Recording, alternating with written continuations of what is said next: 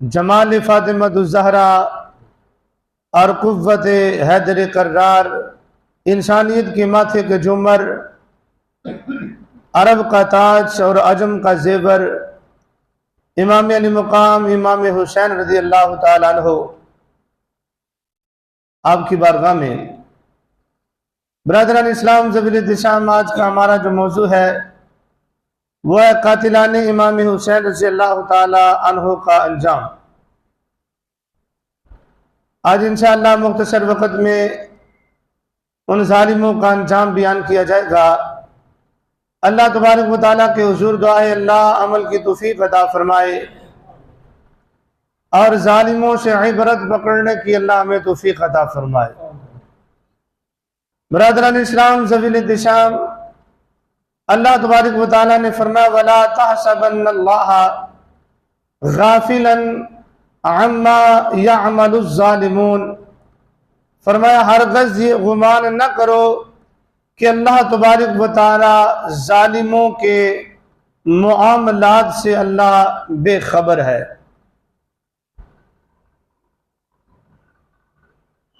इन्नमा युअख्खिरुहुम लियौमिन तशख़सु फ़ीहिल अब्सार, अल्लाह तबारक व तआला तो ढील देता है उन्हें, अल्लाह करीम तो उन्हें तख़ीर देता है,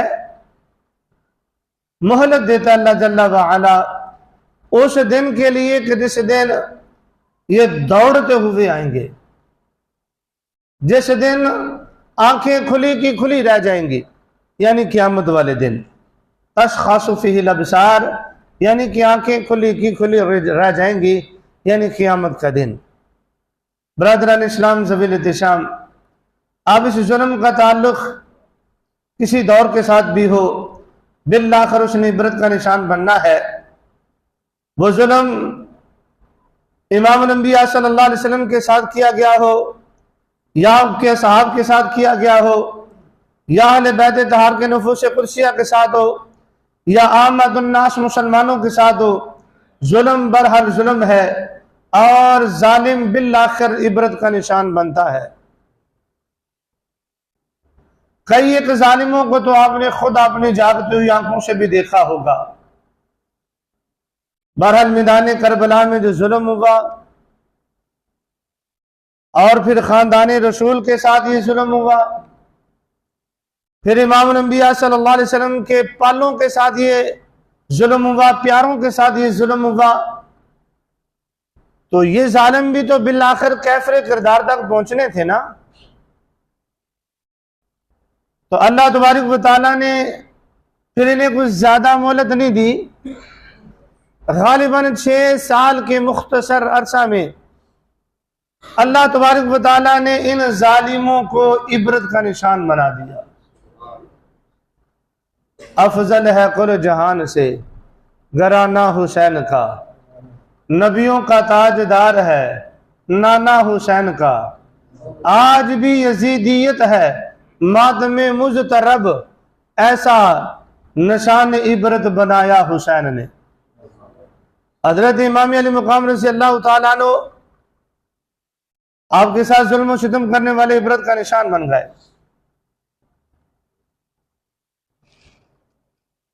हजरत इसी वक़ार जब इमाम अली मुकाम रज़ी अल्लाह ताला अन्हु आपका ये काफिला, आपके जो बेटों और बेटियों का काफिला जो बड़ी शान से मदीनातुल मुनव्वरा से निकला था, और फिर मैं समझता हूं बड़ी शान के साथ फिर वो शुहदा को साथ लेके जब मदीनातुल मुनव्वरा पहुंचे, उनकी अकीदतों को साथ लेके मदीनातुल मुनव्वरा जब इमाम अम्बिया सल्लल्लाहु अलैहि वसल्लम के खानदान के नफूस कुदसिया पहुंचे, मैदान करबला में जो अहबाब बच गए थे अहले बैत तहार के अफराद, वो जब मदीना पहुंचे तो सारा मदीना उमड़ आया, तसल्ली तशफ़ी सारे मामलात। इमाम अम्बिया सल्लल्लाहु अलैहि वसल्लम की बारगाह में भी हाजिरी हुई, वहां पर भी अपने दुखड़े सुनाए गए। हजरत फातिमा-उज़-ज़हरा के मिज़ार मुबारक पर भी ये सारे मामलात हुए। तो हजरत मोहम्मद बिन हनफिया बोलो रदी अल्लाह ताला अन्हु, ये हजरत अली रजी अल्लाह ताला अन्हु के बेटे हैं और हनफिया खानदान के खतून के साथ हजरत फातिमा ज़हरा के विसाल के बाद मौला कायनात की शादी हुई और उसमें अल्लाह तबारक व तआला ने यह बेटा अता फरमाया जिसका नाम आपने मोहम्मद रखा। आमतौर पर इमाम मोहम्मद हनफिया के नाम से मशहूर मरूफ है।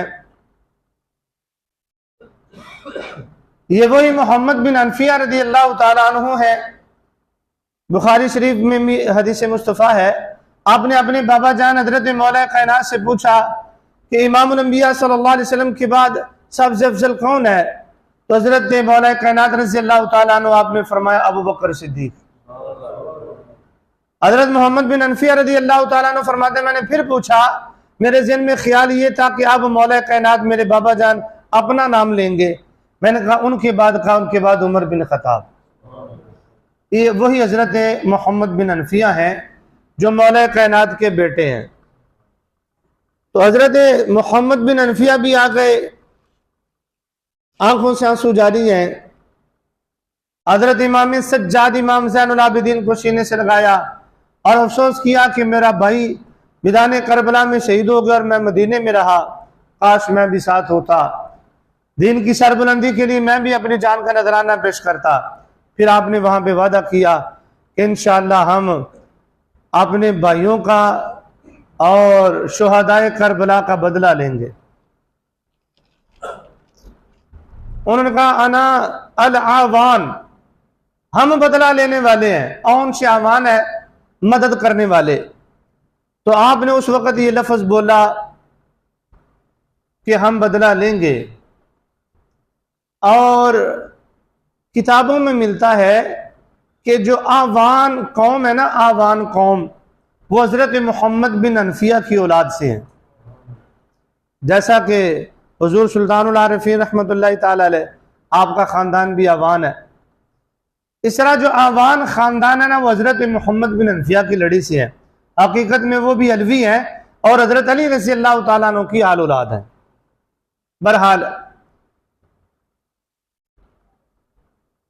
अल्लाह तबारक व तआला ने मैदान करबला में जुल्म करने वालों को थोड़े ही अरसे में इबरत का निशान बनाया।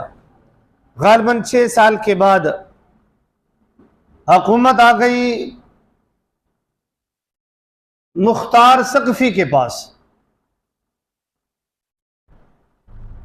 अल्लाह तबारक व तआला जिससे भी दीन का काम लेना चाहे, ये अहले बैत तहार का मुहिब था, अकीदतमंद था और जान का नजराना पेश करने का खासमंद भी था मोहब्बत अहले बैत में। अल्लाह तबारक व तआला ने फिर इस बंदे को तौफीक अता फरमाई। ये जब मसनद पे बैठा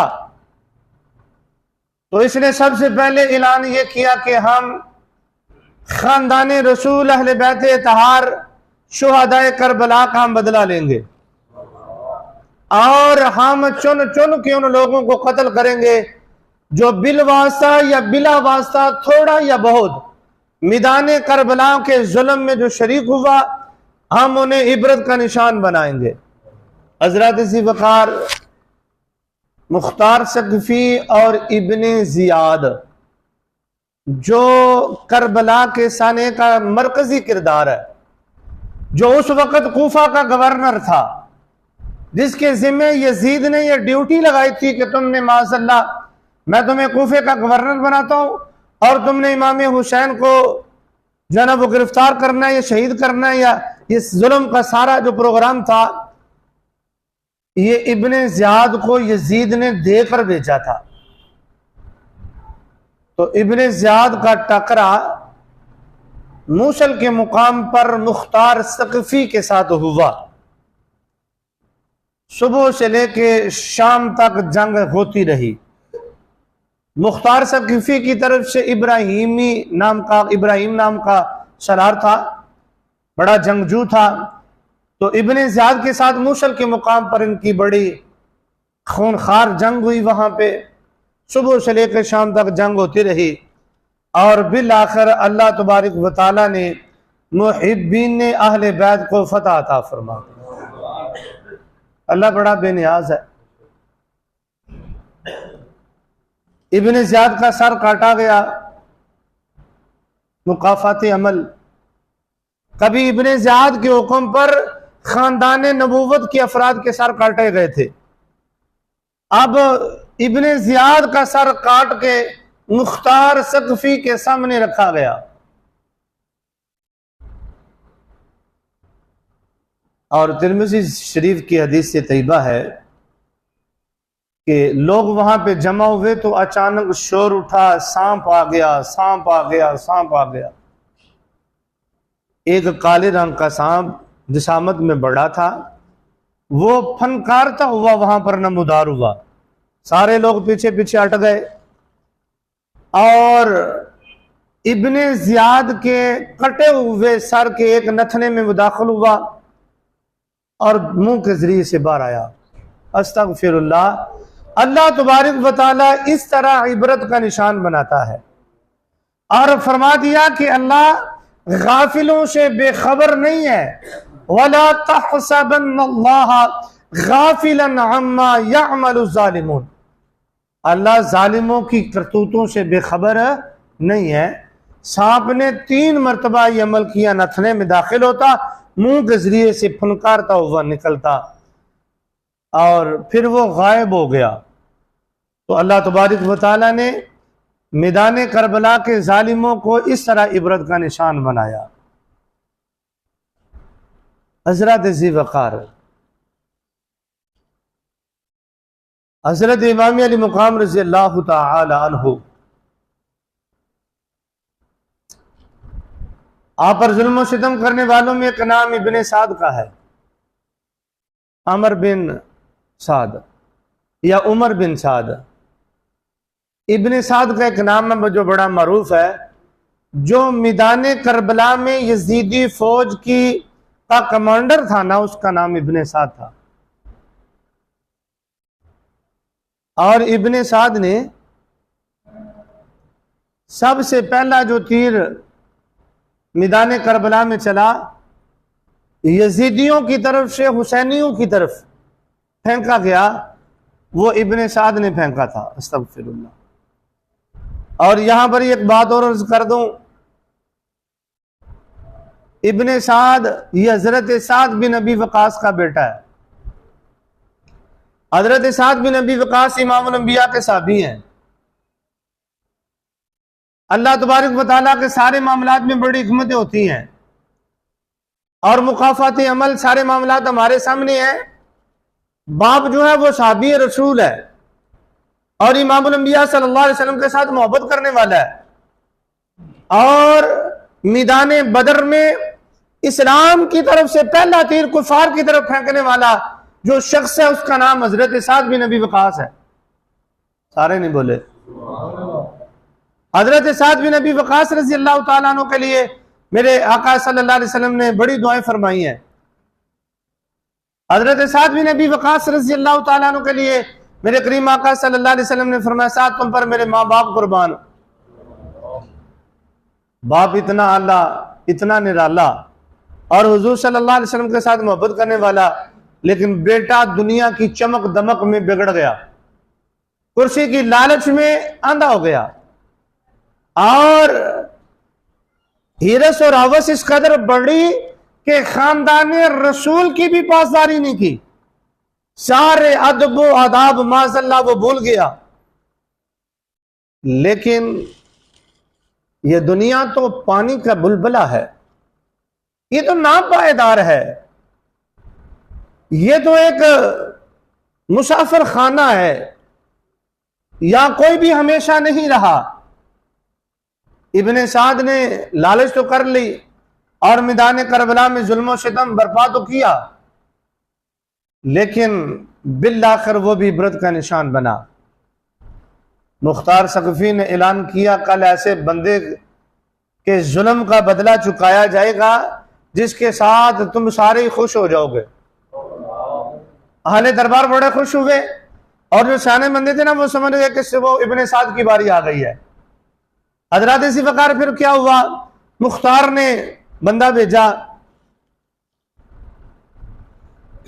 और उसने जाके मैसेज दिया, पैगाम दिया इब्ने साद को कि तुम्हें मुख्तार जो है ना वो बुला रहा है अपने दरबार में। तो उसने कहा जी मैं नहीं आ सकता।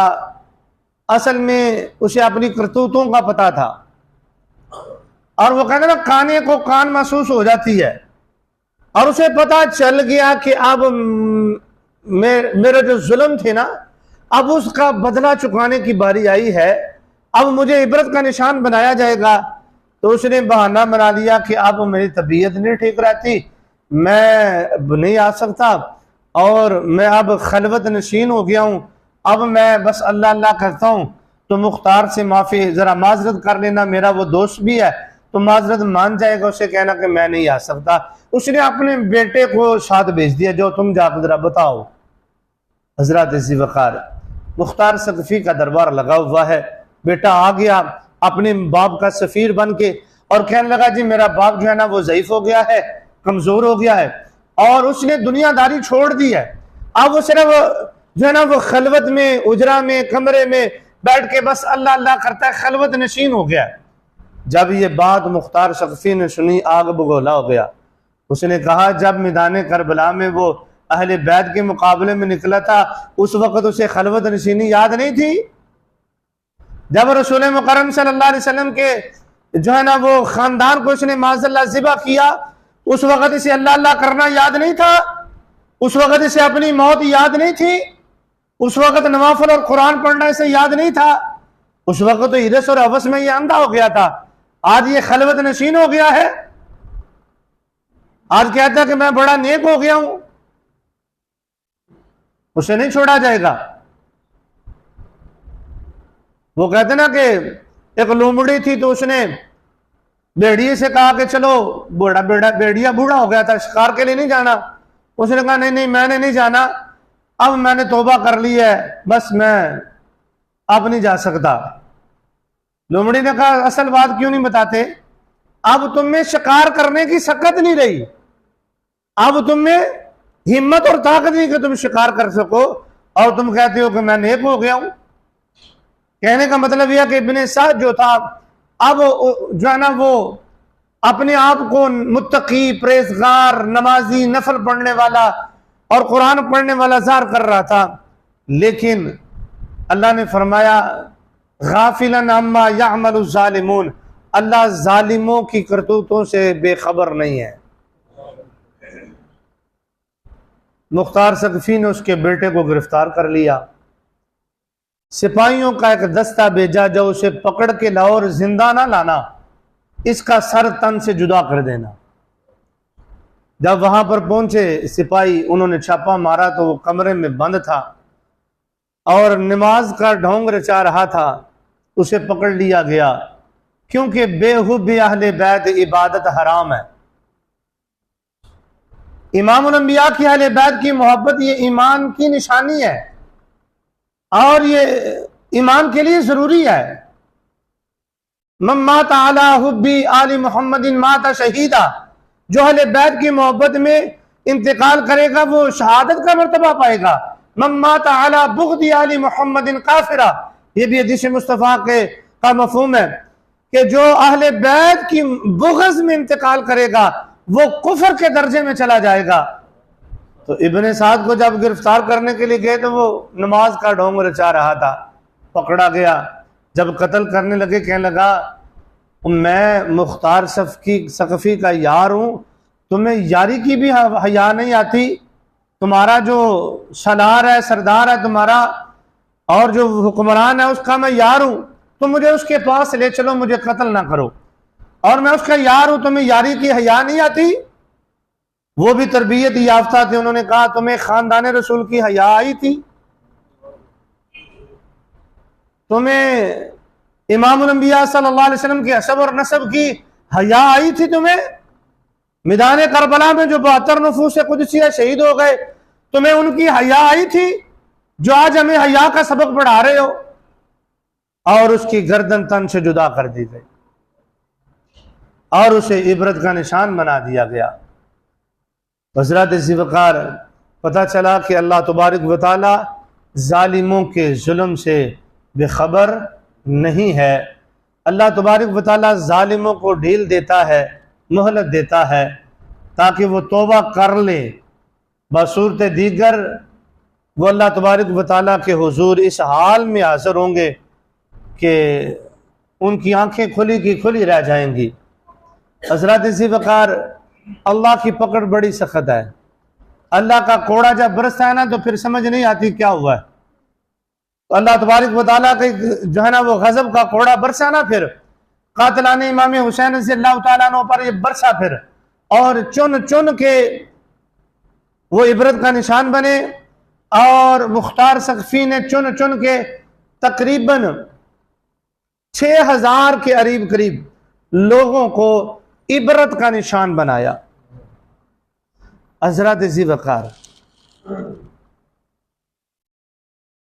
इब्ने साद के बाद बारी आती है खौली बिन यजीद, जिसने माज़अल्लाह इमाम हुसैन का सर मुबारक लेके इब्ने ज़ियाद के दरबार में पहुंचाया। और वो कहते हैं कि आपका सर मुबारक उसने अपने घोड़े की गर्दन के साथ बांधा हुआ था।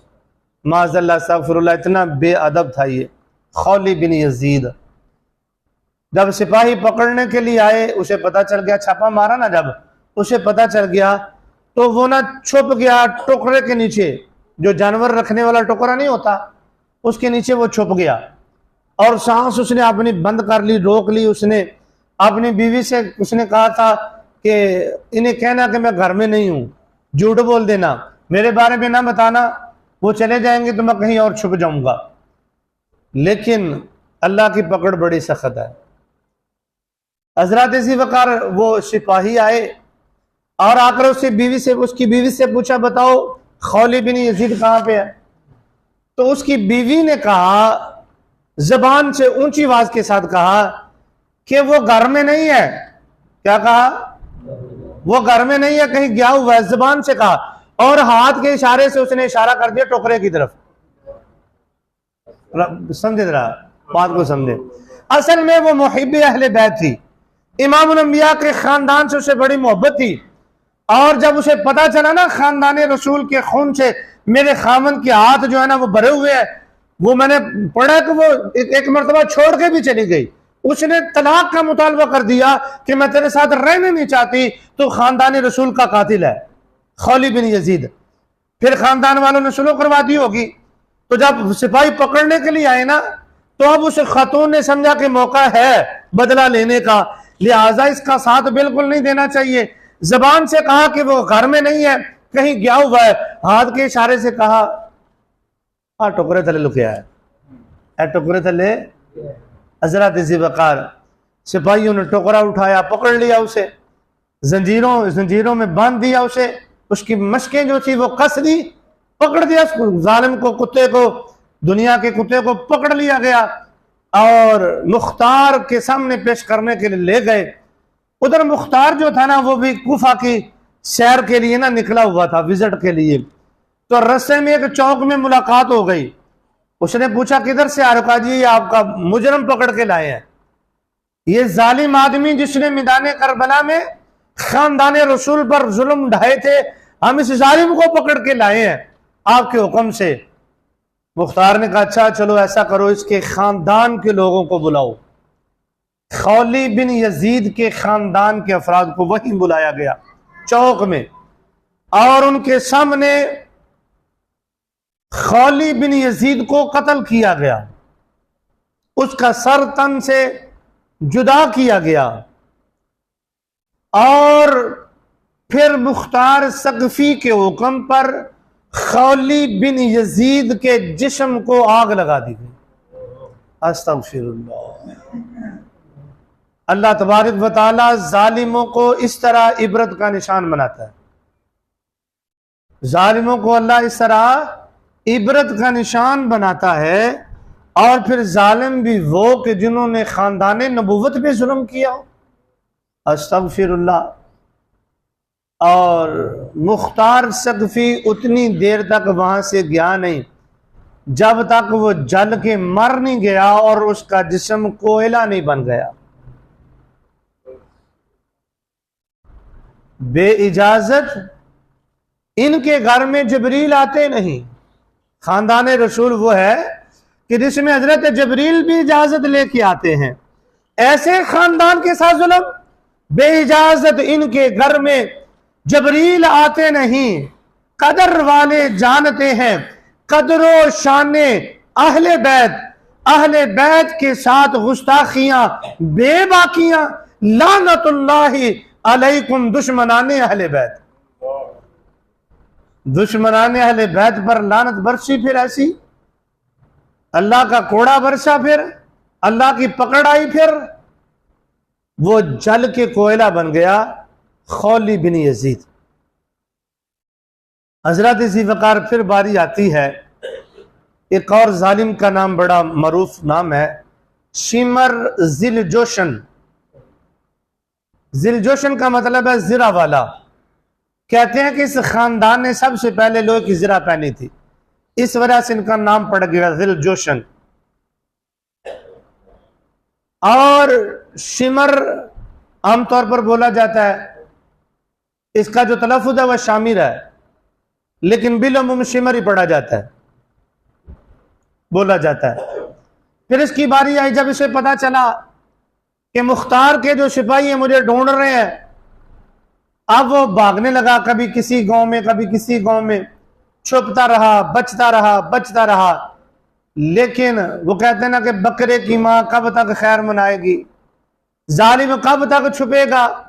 बिल आखिर एक बस्ती है कतानिया, और रात के सन्नाटे में मुख्तार सकफी के सिपाहियों ने छापा मारा, उसे पकड़ लिया और उस जालिम को जो है वो पकड़ के बाद में उसका सर तन से जुदा कर दिया गया और उसकी लाश को कुत्तों के हवाले कर दिया। ला हौला वला कुव्वता इल्ला बिल्लाह। ये वो लोग हैं कि जिन्होंने खानदान नबूवत पर जुल्म किया मैदान करबला में, तो अल्लाह तबारक व तआला ने जिंदगी में उन्हें इबरत का निशान बना दिया।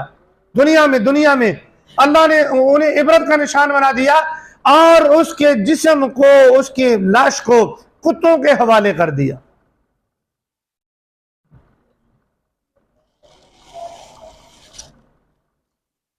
ये वो जालिम आदमी है जिसने हजरत इमाम अली मुकाम रज़ी अल्लाह ताला अन्हु आपकी गर्दन सर मुबारक तन से जुदा किया था। वो गर्दन मुबारक जिसको इमाम उल अंबिया चूमा करते थे, इस जालिम ने ये जुल्म कमाया था। बिल आखिर ये भी इबरत को पहुंचा, अल्लाह की पकड़ में आ गया ये भी। हजरत इसी वकार पहले भी मैंने बात अर्ज किया, कम बेश 6000 लोग जो हैं वो इबरत का निशान बने। एक और आदमी था, उसका नाम था इब्ने तुफैल ताई, ये भी मुलव्वस था और इसको अभी बिल आखिर जो है वो गिरफ्तार किया गया। लेकिन अभी ये गिरफ्तार करके मुख्तार सफकी के दरबार में नहीं आया था कि सिफारिशी भी आ गए कि जी इसे छोड़ दे, इस पर इल्जाम है, ये वहां पर मौजूद नहीं था। तो मुख्तार सफकी ने कहा अगर मौजूद नहीं था तो फिर हम इसे कत्ल नहीं करेंगे, छोड़ देंगे। अब जो अब्दुल्ला बिन कामिल लीडर जो था ना, सलार जो था, वो जो पकड़ने के लिए गया हुआ था, जिसने पकड़ा हुआ था, उसे पता चला कि दरबार में सिफारिशी आ गए हैं, हो सकता है मुख्तार सकफी छोड़ दे। वो एक वीरान घर में ले गया और उसकी मशकें कस दी, यानी उसे बांध दिया, बाजू उसकी टांगे बांध दी और कहा कि तुमने तीर मारे थे इमाम हुसैन को रज़ी अल्लाह ताला।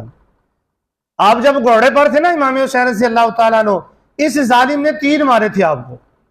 फरमाया कि तुमने तीर मारे थे इमाम अली मुकाम रज़ी अल्लाह ताला अन्हु आपको, अब तुम्हें भी तीर ही मारे जाएंगे।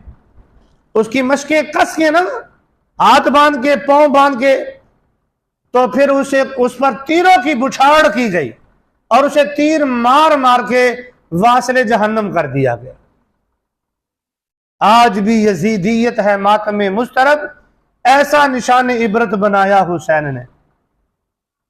जालिमों को हजरत इमाम अली मुकाम रज़ी अल्लाह ताला अन्हु आपकी शहादत की वजह से जालिमों को इबरत का निशान बना दिया गया। और फिर जब वो मर गया तो फिर उसके ऊपर आग लगा दी गई। हजरत ज़ीवकार हजरत अबू शेख रहमतुल्लाह ताला अलैह फरमाते हैं कि ना इस तरह एक मजलिस में महफिल पाक में ना तज़किरा चढ़ गया अहले बैत तहार की मोहब्बत का, कि अहले बैत तहार के साथ जिन लोगों ने जुल्म किया वो सारे इबरत का निशान बन गए हैं। जिन्होंने बिल वास्ता या बिला वास्ता जो इस मामले में शरीक हुए वो इबरत का निशान बन गए हैं।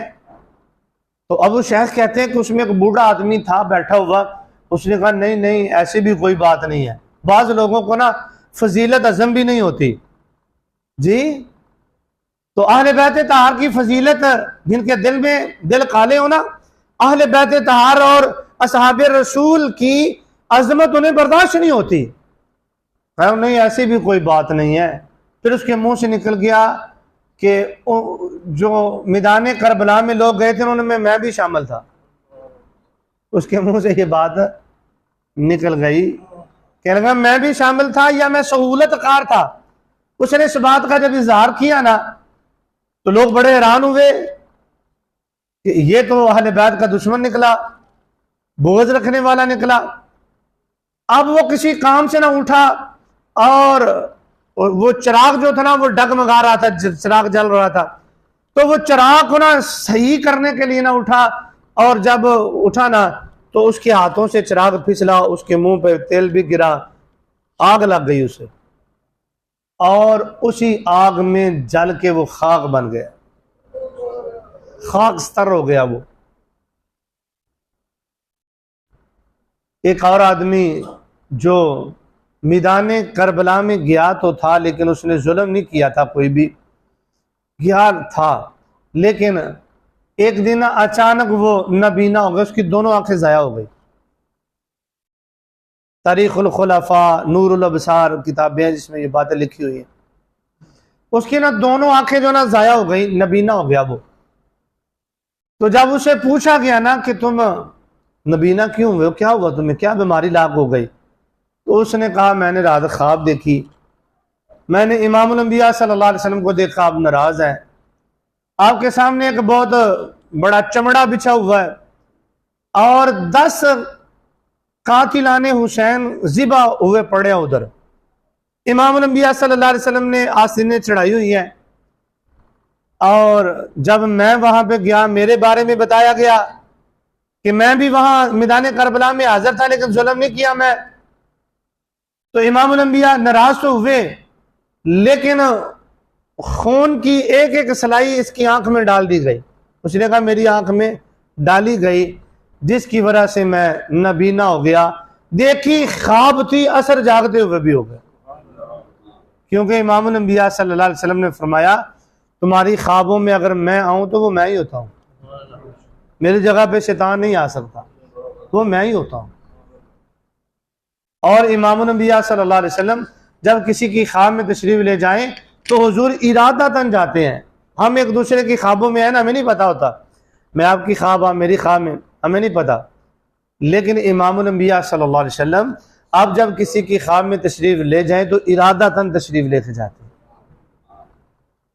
तो इस तरह वो बंदा फकत उसने कुछ नहीं किया, सिर्फ तमाशाई था, वो सिर्फ तमाशा देख रहा था, माज़अल्लाह अस्तगफिरुल्लाह, और ना वो हमायत में निकला ना बुग़्ज़ में निकला, बस मैदान करबला में वो समझ ले के तमाशा वो देख रहा था, लेकिन वो भी अल्लाह के गज़ब का शिकार हो गया। इस तरह एक और बंदा था, इमाम वाक़दी रहमतुल्लाहि ताला अलैह, आप तहरीर फरमाते हैं कि एक बंदा था, वो हज़रत मौला कायनात रज़ियल्लाहु ताला अन्हु आपको और हज़रत इमाम हुसैन रज़ियल्लाहु ताला अन्हु आपके बारे में गलत नज़रियात रखता था। तो वो भी अपनी आप बीती बताता है कि मैंने ख्वाब में इमामुल अंबिया सल्लल्लाहु अलैहि वसल्लम आपको देखा, तो आपको जब बताया गया ना मेरे बारे में कि मैं मौला कायनात रज़ियल्लाहु ताला अन्हु और हज़रत इमाम हुसैन के बारे में नज़रियात गलत रखता हूँ, इमामुल अंबिया ने मेरे मुंह के ऊपर थूक दिया। अस्तगफिरुल्लाह। जब थूका ना, थूका ख्वाब में था और हकीकतन उसका चेहरा सूर का हो गया, खिंजीर का चेहरा हो गया उसका। शाम का वो रहने वाला था। इस तरह अल्लाह तबारक व तआला ने उसे इबरत का निशान बना दिया। तो हजरत ज़ीवकार ख़ानदान रसूल के साथ जिसने मोहब्बत की, अल्लाह ने अज़मतों के ताज पहना दिए। जिन्होंने बुग़्ज़ रखा, अल्लाह ने उन्हें इबरत का निशान बना दिया। सदा न बागी बुलबुल बोले, सदा न बाग बहारा, सदा न मापे हुसन जवानी, सदा न सोबत यारा। दुनिया की चमक दमक को देखकर हमें हकीकत को नहीं जुटलाना चाहिए और हमेशा हक का और मजलूम का साथ देना चाहिए। हमारे मिजाज बिगड़ गए, हमारी सोचें मुंतशर हो गई, हमारी जबानें जो हैं वो हकीकत बयान करने छोड़ गई हैं, छोड़ गई हकीकत बयान करना। आज इज्जत उसकी की जाती है जो सबसे बड़ा जालिम है। जालिमों की इज्जत होती है माज़अल्लाह। इसके अलावा भी अल्फाज मेरे मुंह में आ रहे हैं लेकिन मैं नहीं बोलना चाह रहा। हदीस मुस्तफ़ा सल्लल्लाहु अलैहि वसल्लम बयान कर देता हूँ। फरमाया कुर्बे क़यामत लोग फासिकों फाजरों की इज्जतें करेंगे, उनके शर से बचने के लिए, उनके फितने से बचने के लिए जो है वो लोग उनकी इज्जतें करेंगे। जो सबसे बड़ा फासिक व फाजिर होगा, चोर डाकू गुंडा होगा, जो सिर्फ उसके शर से बचने के लिए उसकी इज्जत की जाएगी। आज इस दौर में हम जी रहे हैं ना, तकरीबन यही माहौल है। अल्लाह हमें महफूज व मामून फरमाए और अल्लाह हमें हमेशा मजलूम का साथ देने की तौफीक अता फरमाए। अल्लाह हमें हमेशा हक का साथ देने की तौफीक अता फरमाए। हज़रत ज़ीवकार इमामुल अंबिया सल्लल्लाहु अलैहि वसल्लम ने फरमाया, क़यामत वाले दिन मेरी जो बेटी है अल्लाह तबारक व तआला के हुजूर अपने बेटे इमाम हुसैन व हसन की का मुकदमा लेके पेश होंगी। किताब का नाम है फराइदुस सबतीन। हज़रत मौला कायनात रज़ी अल्लाह तआला अन्हु से रिवायत है और इमामुल अंबिया सल्लल्लाहु अलैहि वसल्लम का फरमाना, मेरी बेटी अपना मुकदमा लेके अल्लाह तबारक व तआला के हुजूर जाएगी और खून आलूद जो कपड़े हैं वो अल्लाह तबारक व तआला के अर्श के साथ लटका देंगी और अल्लाह करीम की बारगाह में अर्ज करेंगी, या अल्लाह मुझे मेरी औलाद पर जो जुल्म हुआ इसका फैसला अदल व इंसाफ के साथ अनायत फरमाए। हजरत खातून जन्नत अपना मुकदमा अल्लाह के हुजूर पेश करेंगी।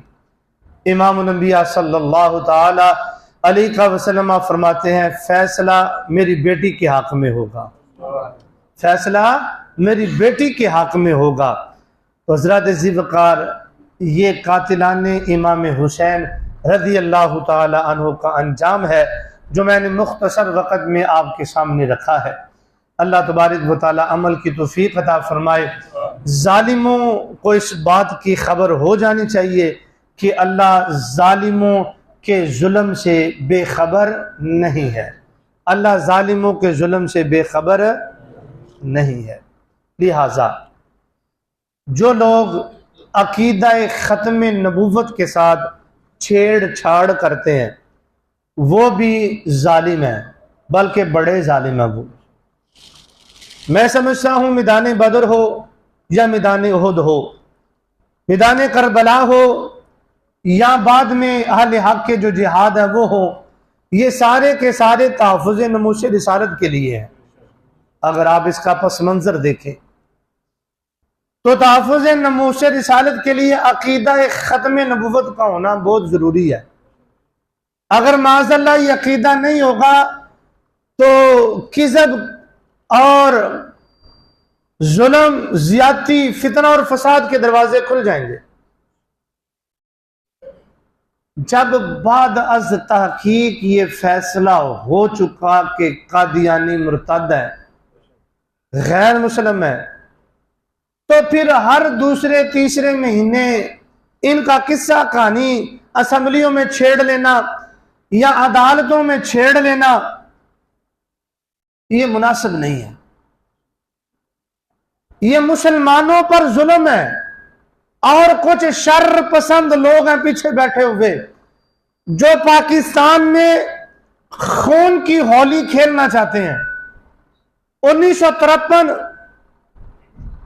में जब यह तारीख चली खत्म नबूवत की तो कमोपेश 10,000 लोगों ने अपनी जानों का नजराना पेश किया और उसके बाद फिर जाके कहीं 1973 में गालबन ये कानून जो है ना वो पास हुआ खत्म नबूवत के हवाला से, और भुट्टो ने ऐलान किया कि कादियानी जो है वो गैर मुस्लिम है और वो शिआर इस्लाम को नहीं अपना सकते। ये बाकायदा हमारे कानून में मौजूद है कि कादियानी मस्जिद नहीं बना सकते, कादियानी हमारे कुरान की तबलीग नहीं कर सकते, नहीं पढ़ सकते, और जिस तरह हम कुर्बानी करते हैं ऐसे कुर्बानी नहीं वो कर सकते, जिस तरह हम रोजे रखते हैं इस तरह रोजे नहीं रख सकते। यानी जो चीजें हमारी पहचान है वो कादियानी नहीं कर सकते। जब ये बात तय हो चुकी है तो फिर ये हर दूसरे तीसरे महीने जज्बात को मजरू करना ये एक सोची समझी साजिश है। अल्लाह तबारक व तआला के हुजूर दुआ है कि अल्लाह उम्मत मुस्लिमा को महफूज फरमाए और इस पर कोई कंप्रोमाइज नहीं। अगर 1953 में 10,000 नजरानों जानों का नजराना पेश हुआ और अकीदा खत्म नबूवत का तहफ़्फ़ुज़ हुआ तो आज अल्हम्दुलिल्लाह हम 10 लाख जानों का नजराना भी पेश करने के लिए तैयार हैं। इस अकीदे पर कोई कंप्रोमाइज नहीं, किसी किस्म का कोई कंप्रोमाइज नहीं है। हम महंगाई को बर्दाश्त कर सकते हैं, हम झूठे बिल्लों को बर्दाश्त कर लेते हैं, हम पर जो माशियत के हवाला से सियासत के हवाला से जो हम पर जुल्म और सितम हो रहा है हम वो बर्दाश्त कर रहे हैं, लेकिन अकीदा खत्म नबूवत के हवाला से बिल्कुल कोई कंप्रोमाइज नहीं है और ये बर्दाश्त नहीं किया जाएगा।